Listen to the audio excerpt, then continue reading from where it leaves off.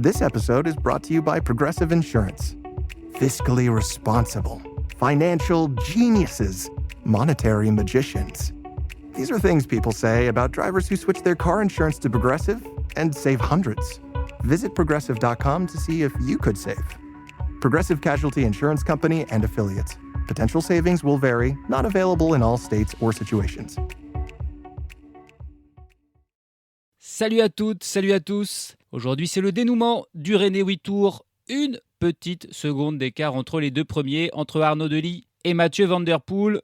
Est-ce que Van Der Poel va être capable d'aller chercher cette seconde qui lui manque pour remporter le classement général du René 8 Tours aujourd'hui ? Eh bien, ce ne sera pas simple parce que le profil n'est peut-être pas assez difficile pour lâcher Arnaud Delis. Alors, il y a certes beaucoup d'ascensions, 28 au total, mais elles sont toutes minuscules. Elles font soit 400 mètres, soit 600 mètres. Elles ont des pourcentages autour de 6, 7, 8 ou 9% même pour certaines. Mais voilà, c'est tellement court, 400 mètres, que c'est difficile évidemment de lâcher des coureurs sur des distances aussi minimes. Le dernier passage pentu, l'ascension du Windpers, 400 mètres à 6,8%, aura lieu à 10 km de l'arrivée en plus. Donc il y aura aussi une petite phase de plat de vallée avant la fin. Pas sûr non plus que les sprinteurs, comme Tim Merlier encore une fois, comme Olaf Koy, comme Binyam Girmay, soient lâchés. On a Paul Magnier qui sera là probablement si Merlier est lâché. Et on a d'autres sprinteurs qui savent grimper comme Axel Laurence, comme Pavel Bittner et comme évidemment Arnaud Delis. Donc voilà, ça va pas être facile pour Mathieu Van Der Poel. Il faudra qu'il fasse un sacré numéro s'il veut aller remporter ce René 8 Tours. La question c'est, est-ce qu'il veut vraiment le remporter ? Est-ce qu'il va tout faire pour aller chercher cette seconde ou non ? On va le voir. En tout cas, aujourd'hui, c'est un profil un petit peu plus difficile qu'hier de cette étape qui s'était terminée au sprint, mais quand même plus facile qu'il y a 2 jours quand là, les sprinteurs avaient été lâchés. On va voir ce qu'il en sera aussi, peut-être de l'échapper encore une fois. C'est un profil qui pourrait convenir à une échappée. Le fait que ce soit un petit peu plus vallonné qu'hier, peut-être que les équipes auront plus de mal à gérer. Chute de Bellocchi juste devant Armstrong qui est parti dans le terrain. Et attaque de Pierre Rolland. Voilà ce que nous disons depuis le début de ce Tour de France. Une chute terrible. Christopher Froome à pied. Mais quelle image du Tour. On n'a jamais vu ça. 100% cyclisme, le podcast du vélo en direct. Ça va Marion ? Désolé. On part de Louvain et on arrive à Louvain aujourd'hui, circuit autour de la ville belge, 185 km. Et on commence immédiatement en montée, directement une des petites ascensions, un de ces petits murs là, qui vont ne faire que s'enchaîner, tout simplement. Ça va quand même être un petit peu une course d'usure parce que ça va faire mal aux pattes, toutes ces ascensions successives. Et on a quelques coureurs qui tentent de sortir avec coureur de la Picnic Postenel, Sean Flynn, accompagné par un autre Britannique, cette fois-ci pour la Groupama FDJ, c'est Lewis Askey. Et puis il y a Siebe Divert qui tente d'y aller aussi, le coureur de la Flandre baloise. Lui, il y va, il se bat pour le maillot de coureur le plus actif, qu'il a perdu hier au profit de Warb Van Hoof. Et donc s'il veut récupérer ce maillot, il devra aller à l'avant et prendre des points là, dans ses sprints intermédiaires pour reprendre sa première place au classement du coureur le plus actif, du leader des sprints intermédiaires. C'est pas fait pour les 3 hommes de tête là, parce qu'il y a d'autres coureurs qui tentent de revenir sur eux, notamment Nathanael Tefstation, l'Érythréen de la Movistar, ainsi que Michel Langbrecht, un Belge de la Wagner-Bazin, qui sont en chasse-patate là, et le peloton qui poursuit ces deux-là, qui eux-mêmes poursuivent les 3 de tête. Et il est possible que ça se regroupe là.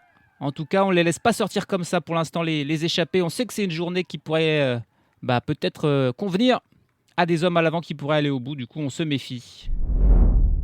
C'est raté. Après 20 km, le peloton qui est de nouveau groupé sont revenus sur Tefstation et Lambrecht, puis sur le trio Flynn, Askey, De Weerts. C'était pas le bon coup là de partir tout de suite. Ils n'ont pas réussi à creuser un écart trop rapidement et du coup ensuite comme ils étaient à portée, le peloton les a repris.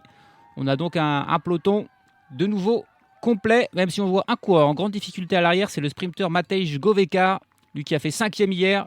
Il semble dans une sale journée, le Slovène. Allez, il faut faire quelque chose. C'est au tour de Damien Touzé, coureur de la Cofidis, de tenter une attaque. Là, ça faisait 10 km que le peloton était en entier. Et donc, c'est Damien Touzé qui tente d'y aller, mais personne ne le suit là. Donc ça, c'est pas forcément bon pour Damien Touzé. Il aimerait bien que des coureurs viennent avec lui. Et pour l'instant, c'est pas le cas. Ça risque d'être compliqué. Alors que pour Matej Goveka, il était en difficulté. Il abandonne. Il devait être malade, le coureur de la Bahrain Victorious. Damien Touzé, il n'a pas de chance. Il a raté le bon coup. Il est repris. Et juste après, c'est un autre coup qui est sorti. Et celui-là, ça pourrait être le bon parce qu'il y a des gros noms dedans. Il y a Eduardo Affini pour la Visma Lease Bike. Il y a Casper Asgreen pour l'IF Education Easy Post. Donc voilà, rien que ces deux gars, ça suffit pour faire une échappée très dangereuse. Ils sont accompagnés de Aivaras Mikoutis, le Lituanien de la Tudor, et Sibedivert qui y retourne. Ça c'est bien joué, le coureur de la Flandre baloise qui a essayé en début d'étape, c'était pas le bon coup. Et ben il réessaye dans ce coup secondaire. Et là avec des coureurs, des rouleurs de la qualité de Affini ou Asgreen, ça pourrait être pas mal. On va voir si le peloton va accepter là de laisser partir cette échappée où on retrouve deux des meilleurs rouleurs du monde tout simplement avec Affini et Asgreen. 125 km de l'arrivée et c'est fait, on a notre échappée définitivement formée donc de 4 coureurs, un Belge, un Danois, un Italien et un Lituanien qui sont à l'avant et qui ont désormais près de 3 minutes d'avance sur le peloton, donc ils ont bien travaillé.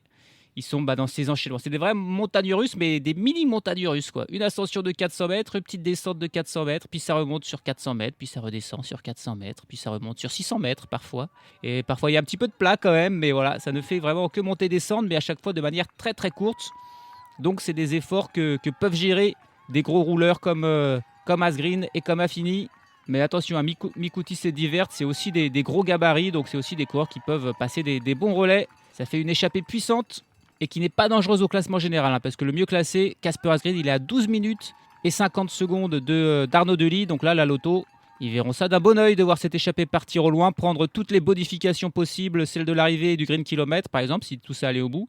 Ça leur pose aucun souci à la Lotto, donc c'est probablement pas eux qui vont gérer cette échappée désormais. Ça sera peut-être plus à l'équipe de Mathieu Van Der Poel ou des équipes comme peut-être l'Intermarché Venty ou de la Picnic Postenel qui ont des bons sprinteurs qui savent bien passer les bosses dans leur équipe. Et comme prévu, c'est l'Alpecin de Koenig qui prend la tête du peloton et qui roule là derrière ces groupes d'échappés. Ils sont aidés aussi par l'Intermarché Venty. On sent que c'est une étape qui pourrait convenir à William Girmay parce que tous les meilleurs sprinteurs ne seront certainement pas là dans l'emballement final. Voilà les deux équipes qui travaillent, l'Alpecin de Koenig et l'Intermarché Venty. Et ça marche pas mal, hein, parce qu'ils sont déjà en train de reprendre du temps à 90 km de l'arrivée. Il y a déjà plus que 1 minute et 35 secondes d'écart entre le peloton et donc l'échappée. On a quand même le temps de faire un focus sur l'un d'entre eux. Alors on connaît assez bien Affini, ancien champion d'Europe du contre-la-montre, ou Casper Asgreen évidemment, vainqueur du Tour des Flandres, vainqueur d'une étape sur le Tour de France, vainqueur d'une étape sur le Giro cette saison. On connaît moins Sibedivert qui n'a jamais gagné dans sa carrière, ou Aivaras Mikoutis, le Lituanien. Lui, il compte 4 victoires dans sa carrière, c'est de lui dont on va parler. Il est jeune, ce Lituanien, il n'a que 22 ans. Il a passé toute sa carrière professionnelle du côté de la Tudor, hein, c'est là où il a été formé. Il est devenu professionnel seulement cette année. Auparavant, il courait dans l'équipe U23 de la Tudor. Mais donc 4 victoires en carrière. Par contre, c'est 4 victoires qu'il est allé chercher sur les championnats de Lituanie. 3 fois le contre-la-montre en 2022, en 2023 et en 2025. Ce qui prouve que c'est quand même... Alors certes, ce n'est que le championnat de Lituanie, mais quand même, ça montre que c'est un bon rouleur. Et cette année, il a aussi remporté la course en ligne du championnat de Lituanie. Il est donc le tenant du titre à la fois du chrono et de la course en ligne des championnats lituaniens. Aivaras Mikoutis, c'est donc un petit peu la star lituanienne du cyclisme, le Pogačar lituanien si vous voulez. C'est un coureur qui n'a jamais participé encore à un grand tour. Il a participé à Paris-Roubaix quand même cette année. Il avait terminé loin en 104e position, mais il avait terminé cette saison pour sa première saison professionnelle. Donc à part sur les championnats lituaniens, on l'a quand même... pas vu de faire de gros résultats, sa meilleure place. Hein. Tout confondu, classement généraux, classique, étape. C'est une 22e place sur la Breden Cockshid Classic, une course d'un jour en Belgique. Donc voilà, aucun top 20 même cette saison pour Aivaras Mikoutis, spécialiste du contre-la-montre. Et qui aujourd'hui, il doit être content d'être aux côtés de ces stars que sont Casper Asgreen et Eduardo Affini. Magnifique rouleur. Sibedivert à côté, lui, c'est plus un sprinter qu'un rouleur. Donc il va falloir qu'il s'accroche pour suivre le rythme des 3 autres. D'autant plus que là, ça va très vite, aussi bien devant qu'à l'arrière dans le peloton qui poursuit les hommes de tête et qui font pas semblant parce que le peloton est vraiment en file indienne là. Hein. Il a réussi son coup, Sibedivert, puisque c'est lui qui est passé en tête au sprint intermédiaire tout à l'heure. Il a pris 13 petits points et il a bien fait parce que c'est pas sûr qu'il sera encore à l'avant là, lors du second sprint intermédiaire, qui aura lieu dans 25 km, mais il n'y a plus que 40 secondes d'avance pour les 4 hommes de tête, alors qu'on est encore loin quand même, 67 km de l'arrivée. Mais là, c'est une autre équipe qui a pris les choses en main. C'est la Bahrain Victorious qui roule vraiment fort. On a Matej Moric, bien sûr, dans son équipe. On a aussi Fred Wright, qui pourrait être là dans le final et régler peut-être un petit groupe au sprint. Et là, la Bahrain fait un rythme terrible. Il y a plein de coureurs qui lâchent à l'arrière, plein d'équipiers. qui sont distancés et l'écart avec donc les hommes de tête qui font là au fil des kilomètres parce que on monte à vive allure du côté de la Bahreïn. La Bahreïn victorieuse, il fatigue tout le monde là. Et là, c'était un équipier de la Bahreïn qui passait son dernier relais, il s'est retourné. Derrière lui, il y avait un coureur de la Lotto qui lui a fait non de la main. Un coureur de l'XDX Astana qui avait un gel dans la bouche, qui a fait non, certainement pas, non, vous roulez au sprint depuis tout à l'heure. Et il s'est énervé, le coureur de la Bahreïn, alors que les échappés sont à portée de tir, là, plus que 15 secondes. Il restait un petit effort à faire pour les reprendre. Mais là, le coureur de la Bahreïn n'avait plus rien dans les pattes et on n'a pas pris son relais. Donc, ils vont peut-être pouvoir reprendre un tout petit peu de champ, les échappés. Mais enfin bon, malgré tout, leur temps est vraiment compté là parce que la Bahreïn, ils ont roulé là les 5 derniers kilomètres, mais au sprint absolu. Ça a beaucoup lâché derrière. Il y a quand même encore, je pense, une centaine de coureurs dans le peloton malgré tout. Mais waouh, c'est impressionnant ce qu'ils font.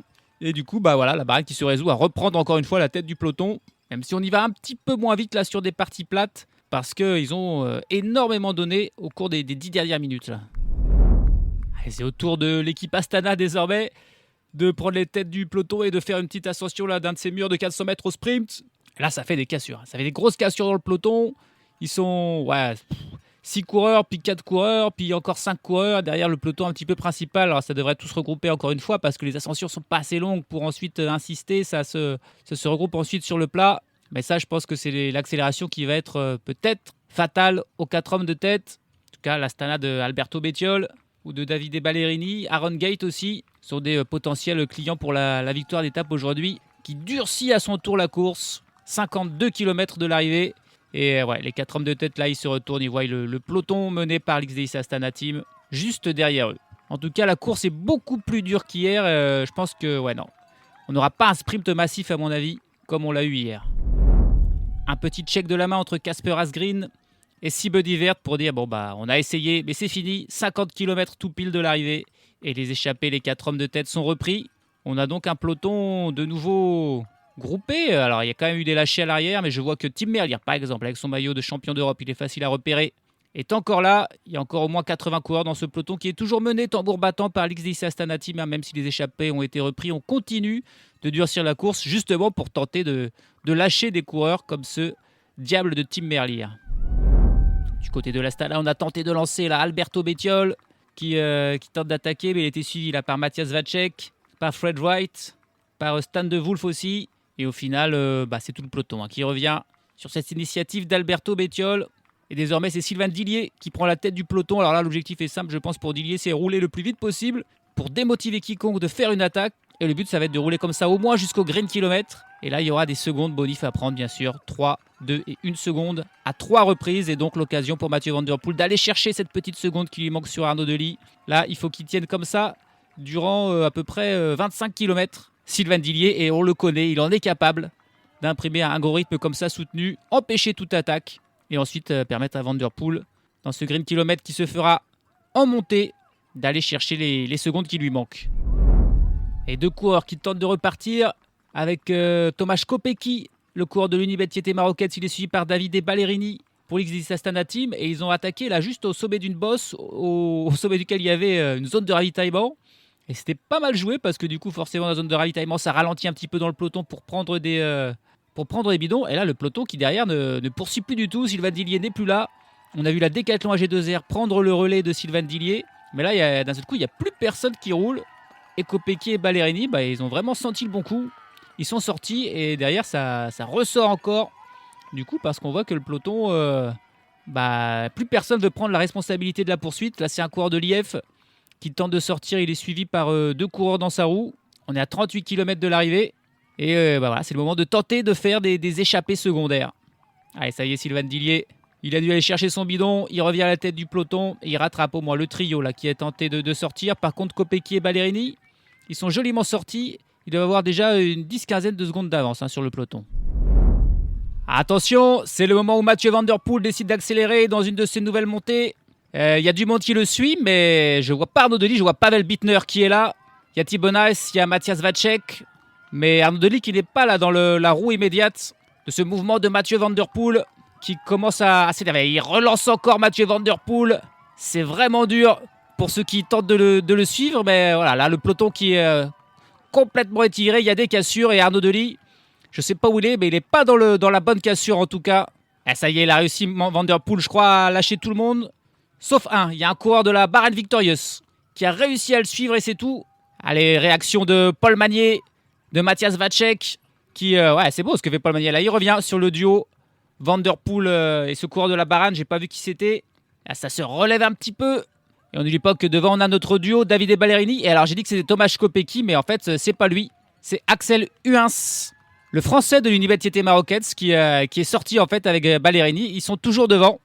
Ils ont une quinzaine de secondes d'avance sur le groupe là. Mathieu Van Der Poel qui est sorti. Il a son équipier Tibor Del Grosso avec lui. Il y a Thibaut Nas et Matthias Vacek pour la Lidl Trek. Et puis il n'y a pas Timo Lenz non plus parce que Timo Lenz il a eu un problème mécanique juste avant cette accélération de Van Der Poel.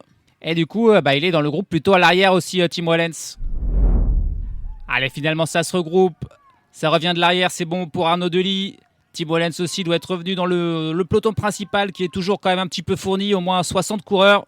Devant, il n'y a plus qu'un seul coureur. En tête, c'est Davide Ballerini. Axel Huins, il a un petit peu lâché prise. Ballerini qui va passer en tête sur la ligne. Là, c'est le combienième passage sur la ligne. C'est un petit circuit qu'on fait aujourd'hui dans les rues de Louvain. C'est le 5e passage sur la ligne de la journée. Il en reste encore un avant le passage final. Par contre, là, on approche à grands pas du green kilomètre et ça devrait s'énerver de nouveau. Alors, vous n'avez pas vu de la journée. Voilà la Team Emirates aux avant-postes du peloton avec Antonio Morgano qui fait cette ascension-là, ce petit mur. De nouveau, il n'y a que ça de toute façon. Il n'y a que des petits murs et à chaque fois, là, ça accélère. Mais le peloton qui suit pour l'instant, pas d'attaque. Pour Timo Lenz, Timo Lenz, il a 21 secondes à reprendre sur Arnaud Delis. Donc s'il veut s'imposer sur ce René Tour, garder son titre, il doit faire un sacré écart. Il doit distancer complètement Arnaud Delis. Et c'est pour ça que maintenant qu'on est dans le Money Time, la Team Emirates se monte aux avant-postes. C'est parti pour le green kilomètre. Et là, Mathieu Van Der Poel, il met une énorme accélération et il va aller prendre les 3 secondes. Arnaud Delis a réussi à en prendre une et c'est Fred Wright qui lui a suivi ce mouvement pour tenter de partir en contre. Fred Wright, il est 6e du classement à 50 secondes d'Arnaud Delis. Et là, il y a Alberto Bettiol qui revient aussi et qui a peut-être doublé Fred Wright. Ouais, Mathieu Van Der Poel, Arnaud Delis ne sont plus là. Ils ont tout donné dans ce premier sprint. Et là, ils ont été distancés. Voilà, c'est Bettiol qui prend les 3 secondes au second sprint devant Fred Wright. Et qui est-ce qui a suivi? C'est Tom Skuins pour la Lidl Trek. Et Timo Lenz qui suit derrière en 4e position. Mathieu Van Der Poel un petit peu isolé, qui tente de revenir là sur ce groupe avec Timo Lenz. Arnaud Delis n'est plus là. Pareil, il a fait un trop gros effort là sur ce premier sprint intermédiaire. On arrive au 3e green kilomètre. Et c'est Tom Skuins. Oula, Tom Skuins et Fred Wright là, qui se donnent un gros coup d'épaule. Timo Lenz qui prend 1 seconde. Ça va être Tom Skuins qui est passé en tête. Alors Tom Skuins, on ne sait pas trop pourquoi il les veut, ces secondes, parce qu'il est loin au classement général. En tout cas, désormais, au classement général, avec les 3 secondes qu'il a pris au premier sprint et la seconde prise seulement par Arnaud Delis, c'est Van Der Poel qui est leader virtuel avec 1 seconde d'avance désormais sur Arnaud Delis. Et en plus, désormais, Van Der Poel, il est en tête de la course en compagnie de Timo Lenz, d'Alberto Bettiol, de Tom Skuins et de Fred Wright. Et c'est 5 coureurs qui ont un petit peu distancé le groupe de Lee, le peloton là, qu'on ne voit même pas à l'arrière pour l'instant. Il y a 15 secondes d'écart entre ce groupe Van Der Poel et le peloton. Dernier passage sur la ligne. Avant le passage final, on est à 15 km de l'arrivée. Et on n'a plus que 4 hommes en tête parce que Fred Wright a lâché prise. On a donc Tom Skuins, Alberto Bettiol, Mathieu Van Der Poel et Timo Lenz. Et derrière le peloton, il n'est pas très loin, une dizaine de secondes. Il est mené par des coureurs de l'Intermarché Venty ou de la Picnic Pastenel parce que Paul Bittner ou Binyam Girmay sont encore là dans ce petit groupe de 30-40 coureurs où il y a bien sûr encore toujours Arnaud Delis. Mais Arnaud Delis, il me semble qu'il n'a plus d'équipier avec lui. Et donc personne qui peut rouler en tête de ce peloton pour tenter de revenir sur le groupe de Mathieu Van Der Poel. Mais l'écart est minime, ça peut encore rentrer parce que il y a encore du monde dans ce peloton. Je vois pas mal de coureurs de la Visma aussi. Est-ce que Olaf Koy, par exemple, serait pas encore dans le coup? C'est pas impossible. Et en toute dernière position de ce groupe, je vois le maillot là de champion d'Europe de Tim Merlier qui lui aussi est encore là. Attention à ce qu'il n'aille pas chercher une nouvelle victoire d'étape là parce que ça pourrait bien ce petit groupe se jouer au sprint, même s'il reste encore 3 murs, 3 ascensions de 400-500 mètres à franchir encore avant l'arrivée. Et c'est parti pour l'enchaînement de ces 3 difficultés. Le Kaysersberg, le Dekouksland et le Windspurs. Et là, c'est la Groupama FDJ que l'on n'avait pas beaucoup vu aussi, qui prend les rênes du peloton. Ouais, il y a Valentin Madouas qui bien sûr est encore là, qui pourrait peut-être faire un joli coup. Mais pendant ce temps, Mathieu Van Der Poel, Timo Lenz et Bettiol ont bel et bien été repris par le peloton.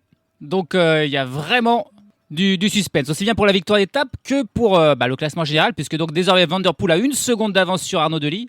Mais il suffit qu'Arnaud Delis termine dans les 3 premiers par exemple, et il prendrait suffisamment de bonification pour redoubler Van Der Poel et remporter ce René Tour. Un trio qui tente de sortir dans l'avant-dernière ascension. Un mouvement initié par Lorenzo Milesi de la Movistar. Il est suivi par Paul Magnier et par Jasper Stuyven. Derrière, il y a un petit duo qui sort aussi avec Thibaut Nice et avec Valentin Madouas. Mais les écarts sont évidemment minimes. Il y a un coureur de la Decathlon, Stan De Wolf, qui est intercalé entre les 3 de tête et les 2 poursuivants. Mais il y a des écarts de 2-3 secondes entre chacun de ces groupes. On est à 6 km 700 de l'arrivée. Et là, la course est vraiment totale. Là, on se bat pour la victoire d'étape, bien sûr. On s'en fout du classement général ou des bonifications dans ceux qui sont partis là à l'avant. On espère que le peloton va se marquer et qu'on puisse aller chercher entre soi dans un tout petit groupe la victoire d'étape. Quel effort de Paul Magnier là dans la dernière ascension, 300 mètres à 8% de moyenne. C'est Paul Magnier, lui tout seul, qui fait le rythme en tête. Le peloton était juste revenu dans la roue, mais ça a refait une petite cassure. Il est accompagné par Thibaut Nice. Et cet effort a été fatal à son équipier, à Tim Merlier. Ouais, c'était bizarre d'ailleurs la part de Paul Magnier de durcir tant le rythme parce que ça pouvait condamner, et ça a condamné son leader Tim Merlier. Et bon, Tim Merlier, il a gagné 2 fois, il a peut-être dit aussi à Paul allez, aujourd'hui c'est ton jour, prends ta chance. Et ils essayent, Thibaut Nice et Paul Magnier, mais le peloton qui n'est pas loin derrière. Alors c'est pas l'Alpecin de Koenig qui va rouler, au contraire là on a un coureur de l'Alpecin en tête du peloton, mais il fait exprès de ne pas rouler parce que, bien sûr, c'est les avantages si ce sont des échappées qui s'imposent. Arnaud Delis n'aura pas d'occasion de prendre de bonif. Mais il y a d'autres coureurs, bien sûr, qui sont intéressés pour revenir. On voit Tim Wellens bien placé aussi qui remonte et qui revient sur Paul Magnier, sur Thibaut Nice. 4 km 400 de l'arrivée. Désormais, il n'y a plus d'ascension. Ça va être plat. Et attention à Tim Wellens, là, qui sur le plat, c'est peut-être bien là qu'il est le meilleur, qui peut faire les grandes différences. Il est sorti. Il a continué son effort. Il a été suivi par qui, un coureur de la Groupama FDJ, parce que c'est Madouas qui a réussi à suivre ce mouvement de Tim Wellens. Et là derrière, par contre, l'Alpecin de Koenig qui réagit quand c'est Wellens qui s'en va parce qu'il n'y a que 20 secondes d'écart. Tibor Del Grosso et Mathieu Van Der Poel lui-même qui tente d'y aller. C'est Van Der Poel lui-même avec Guilherme dans sa roue, Stan De Wolf. Et ouais, il s'est méfié Van Der Poel et il revient sur Tim Wellens. Valentin Madouas qui n'a pas passé de relais à Wellens. Wellens qui semble lui en vouloir un petit peu. Mais il pouvait pas là. Et ça repart en contre derrière. C'est magnifique là. Cette fois-ci, c'est Maxime Van Gils qui y va. Mais ça suit encore. Là, on a les coureurs de la Picnic Postenel, bien sûr, qui roulent. Parce que Pavel Bittner est encore là. Et Pavel Bittner, il a été tellement de fois battu par Tim Merlier. Il sait qu'il est plus là. Il se dit qu'il y a une chance. Et ça revient encore. On a Olaf Koy qui, lui, est encore là. Par contre, attention à Olaf Koy, bien sûr. Plus que 2 km 700. Et d'ailleurs, c'est un équipier de Olaf Koy qui prend la tête du peloton. Là aussi, le but est clair, éviter toutes nouvelles attaques, amener tout ça au sprint et permettre à Koy peut-être de s'imposer. Et là, à mon avis, 2 km 500, ça va bel et bien finir au sprint dans ce groupe d'une cinquantaine de coureurs. Arnaud Delis peut-il aller faire un top 3 et remporter ce René Tour?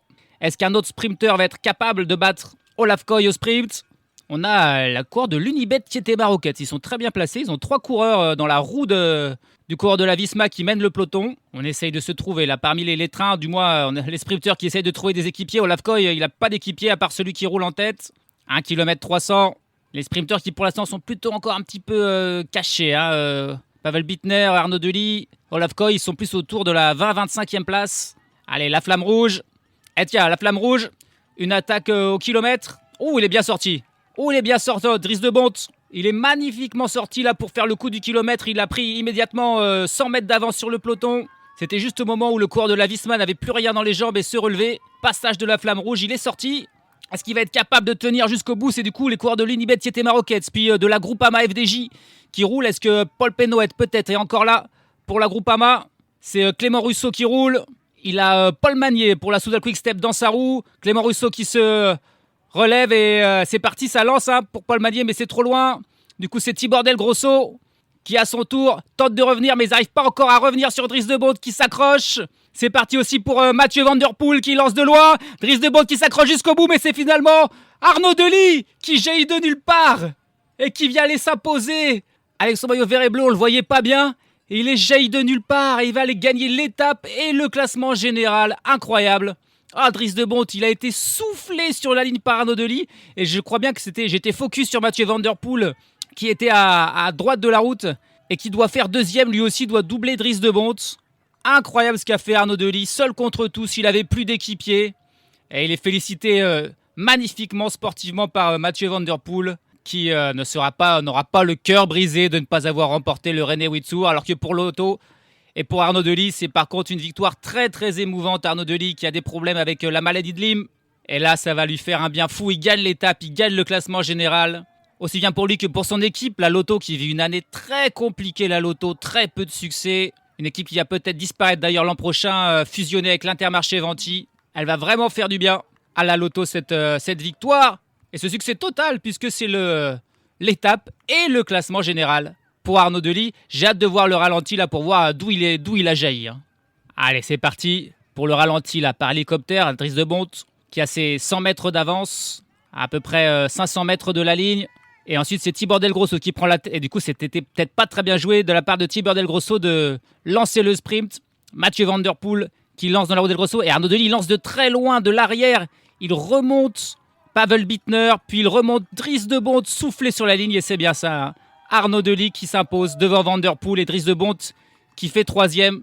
Pavel Bittner qui termine lui derrière Dries de Bont. Incroyable victoire d'Arnaud Delis qui avait semblé en difficulté aujourd'hui, mais il avait suffisamment de force sur la fin pour aller chercher la victoire. Et il a bien fait parce que Van Der Poel fait deuxième, prend 6 secondes de bonif, mais Delis en prend 10 et va s'imposer donc avec 3 secondes d'avance sur Van Der Poel. Puis c'est cruel pour Dries de Bont, toujours offensif. Et là, il est repris sur la ligne. Il fait seulement troisième devant Pavel Bittner, encore une fois très bien placé, mais toujours pas victorieux. Un Belge qui s'impose à Louvain et qui remporte le René Tour, c'est Arnaud Delis. C'était une machine à gagner d'habitude Arnaud Delis et il avait bien du mal cette année. Une seule victoire, c'était en tout début de saison en février sur l'étoile de Bessèges. Il a donc dû attendre le mois d'août et la toute dernière étape du René Tour pour remporter son étape, mais également le classement général. Ça donc lui fait 3 victoires cette saison et 29 dans sa carrière pour Arnaud Delis, qui compte 29 victoires, mais très peu en fait au niveau World Tour. Il a remporté le Grand Prix de Québec, il a remporté une étape sur ce René Tour l'an passé, et c'était tout au niveau World Tour pour Arnaud Delis, qui gagne enfin de nouveau une nouvelle étape sur le René Tour, et même le classement général, ça lui fait 4 victoires au niveau World Tour dans sa carrière. Aujourd'hui, il s'impose donc devant Mathieu Van Der Poel et puis devant le pauvre Dries de Bont. Là, c'est vraiment cruel ce qui est arrivé à Dries de Bont. Il l'aurait mérité franchement d'aller la chercher cette victoire, c'était beau. Lui, toujours offensif et malheureusement ça n'a pas suffi. Il a manqué 10 mètres. Pavel Bittner lui aussi, il aurait fait un très très bon René Tour. Il fait 4e. Les classements de Pavel Bittner sur ce René Tour, c'est 4e, 2e, 9e, 2e et 4e. Il était dans le top 10 à chaque étape et même dans le top 5 4 fois sur 5. Donc c'est beau, mais c'est sans victoire. Dylan Groenewegen était là dans le final pour faire 5e. Il a résisté à toutes les différentes ascensions. Lorenzo Milesi fait 6e, Vincenzo Albanese 7e, Paul Penhoet était bien là dans le final, il termine 8e juste devant Olaf Koy qui fait 9e et Axel Laurence 10e. Un peloton de 51 coureurs qui est arrivé à l'arrivée pour se disputer la victoire. Tous les autres ont perdu du temps, certains ont fini loin, comme Wout van Aert, échappé hier et qui a payé ses efforts. Il termine tout seul, dernier à 19 minutes et 19 secondes. Et puis aujourd'hui encore pas mal d'abandons, 15 abandons, des coureurs qui n'ont pas fini. Des coureurs comme Milan Fretin, Samuel Sford, Luka Mesgeg, ou encore Lionel Tamigno en plus de Matej Govekar. Voilà, ça fait au total seulement 110 coureurs qui sont arrivés et qui ont terminé ce René Tour, alors qu'ils étaient quand même 161 au départ. Ça fait un joli nombre d'abandons, 51 au total sur cette compétition. Classement général, Arnaud Delis s'impose très serré comme toujours le René Tour. 3 secondes d'avance sur Mathieu Van Der Poel au final, qui ne remportera pas une deuxième fois cette compétition. Tim Wellens, lui, ne remportera pas une 5e fois cette course puisqu'il termine 3e à 31 secondes. Le top 10 complété ensuite par Fred Wright qui gagne 2 places grâce aux petites secondes bonus qu'il allait chercher lors du Green Kilometre. Il termine donc 4e à 55 secondes. Olaf Koy 5e à 57 secondes. Suivent Pavel Bittner 6e. Dries de Bont gagne lui aussi des places grâce aux 4 secondes qu'il allait prendre là sur la fin. Il termine 7e devant Alberto Bettiol, Tibor Del Grosso. Et puis Tom Skuins, tiens, on se demandait pourquoi il était allé se battre pour ces secondes. C'est pour rentrer dans le top 10. Il passe de la 20e à la 10e place grâce à ça. Donc c'est pas si mal joué de sa part finalement pour le laiton de la Lidl Trek.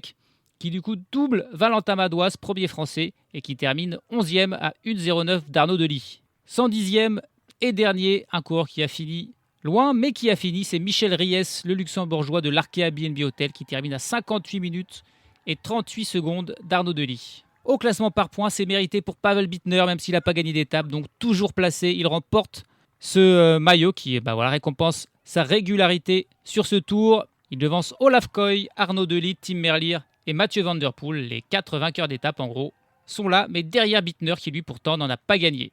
Au classement des sprints intermédiaires, c'est mérité pour Siebe de Vrient, qui a pris part à l'échappée lors de la première, la deuxième et aujourd'hui la 5e étape. Il a été le coureur le plus actif. Et c'est assez logiquement qu'il remporte ce maillot du classement des sprints intermédiaires. Il a été le coureur le plus actif dans les échappées tout au cours de ce René Tour. Et ça sera une belle récompense pour son équipe de la Team Flandre baloise. Enfin, au classement du meilleur jeune, il n'était que 11 à concourir. Et c'est Tibor Del Grosso pour l'Alpecin de Koenig qui remporte ce maillot. 8 secondes devant Paul Magnier et 34 devant un autre Français, Pierre Gautrat de la Decathlon AG2R, la Mondial Team. 3e victoire belge consécutive sur le René Tour après le doublé de Tim Wellens. C'est Arnaud Delis qui s'impose. Les Belges et les Hollandais, qui sont bien souvent à la fête dans leur tour national. Ce sont eux les spécialistes de ce genre de course pour rouleurs avec des pavés, des petites bosses. Et ça aura encore été le cas cette année avec donc la victoire d'Arnaud Delis. Désormais, on va aller se projeter sur la Vuelta qui a commencé en même temps que le René Tour a fini. Mais vous inquiétez pas, on va se faire aussi les premières étapes de la Vuelta. Il n'y a pas de souci, je suis sur le coup. Une Vuelta, le dernier grand tour, Jonas Vingegaard comme favori, Almeida comme son principal adversaire et toute une série d'outsiders dans ce tour qui sera encore une fois très montagneux, très dur. Ça va être magnifique et ça va enchaîner tout de suite après le René Tour sur 100% cyclisme. Salut à tous, salut à toutes.